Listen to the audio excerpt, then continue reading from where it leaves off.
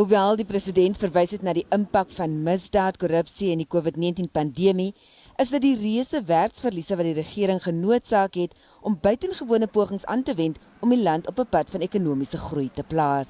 This starts now with over 800,000 employment opportunities created in the months ahead.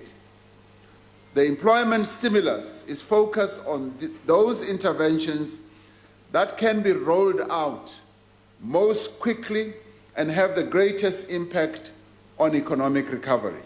Die plan wat op 4 doelwitte fokus, steun op 'n biljoen-rand se infrastruktuurbelegging oor 4 jaar en 'n veilige en betroubare krag toevoer. We are accelerating the implementation of the integrated resource plan to provide a substantial increase in the contribution of renewable energy sources, battery storage, and gas technology.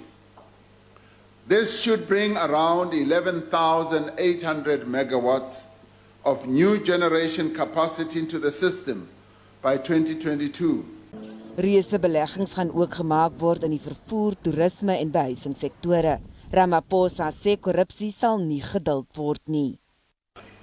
I would like to assure all South Africans, if there ever was doubt, that there will be no political interference. Repeat, there will be no political interference with the work of our law enforcement agencies.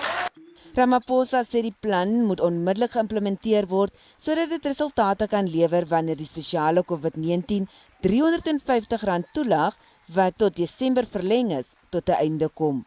Die minister van Finansies, Tito Mboweni, gaan nadere besonderhede bekend maak tydens 'n mediumtermyn begrotingstoespraak. Die toespraak sal 'n week later as beplan op 28 Oktober plaasvind. Nie almal is beïndruk met die president se plan nie, met baie wat gehoop het dat hy spertye vir implementering sou gee. Dit ondanks Ramaphosa se versekering dat sy kantoor die implementering sal dryf en dat hy self dit sal monitor. I think for us as COSATU, what is really critical is, can government rebuild its capacity to implement what we've agreed on, what the president has announced? Can the private sector inject the resources, the stimulus into the economy to grow it? We're going to have to mobilize resources from across all social partners, business in particular, experience and skills as well as capital, for viable, credible opportunities, large and small, if we're going to be able to pivot the country onto the inclusive growth trajectory that he was talking about. These plans have always been there. This small town regeneration program is all about rolling out infrastructure in rural and small towns and actually making them realize their economic potential.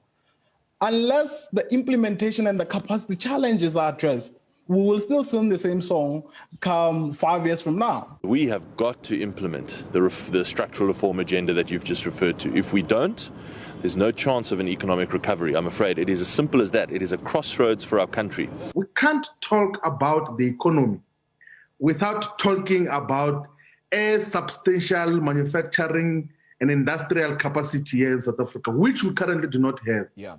But even when Ramaphosa speaks, he speaks it's in broad terms. I'm very disappointed with what I heard this afternoon from the president. He didn't say anything new. I mean, we've heard before.